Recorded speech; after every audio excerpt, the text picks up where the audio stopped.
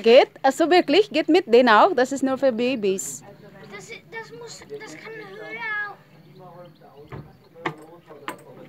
Ja, also ja, genau, stimmt, ja. Das ist eh höher. Ein bisschen. Bissel, ja. Ayan po ang aking bunso. Nicht dein Ernst.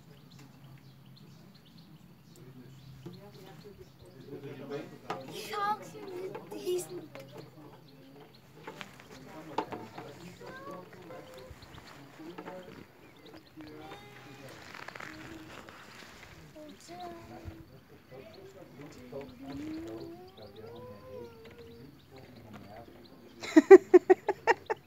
So eine Idee hast du. Schau Ist das lustig, oder? diesen Ding. Ay, kaluka yung aking bunso. Kita niyo naman kung ano lang. Gusto niya po kasi makipaglaro sa akin. Kailan sabi ko, hindi pwede kasi may ano ko eh. Schau Nakainom ako ng kunting beer eh. Nahihilo ako kapag pwede mag ano doon akyat-akyat. Samahan ko lang siya mag-akyat-akyat.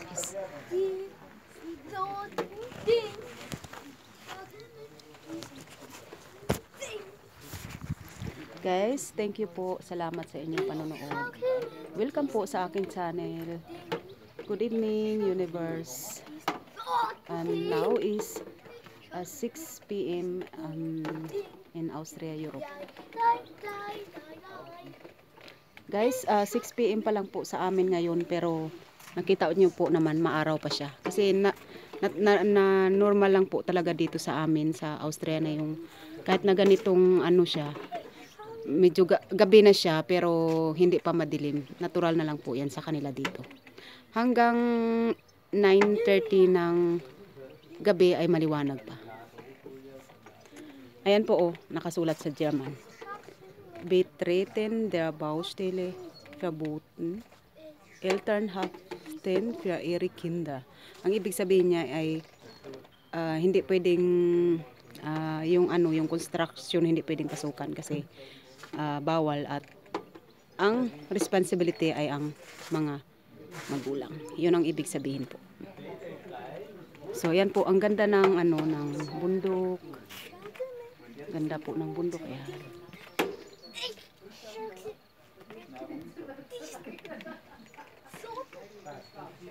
So yan ang aking baby. Yan ang aking baby.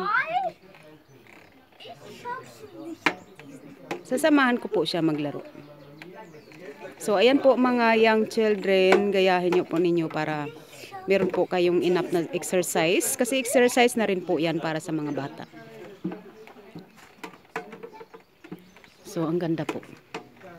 Ang ganda ng ano nila ng ano po ito eh kasi parang restaurant ito. Ganun ang style din. Ang cute ng bahay. Cute ng bahay-bahay nila kunti oh. Tingnan mo guys ang kanilang gilid. Yan.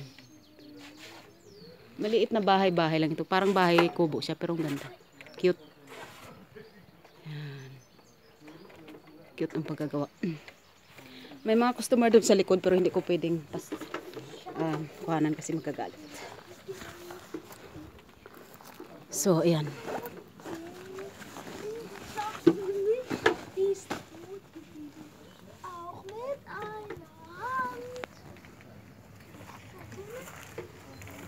So, kukuhaan ko kasi yung aking anak.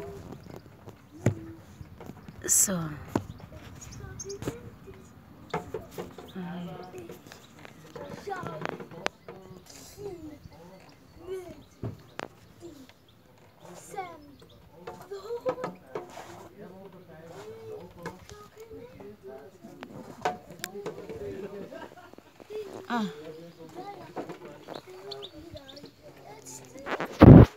ay, wag lang po mahulog, wag lang po mahulog.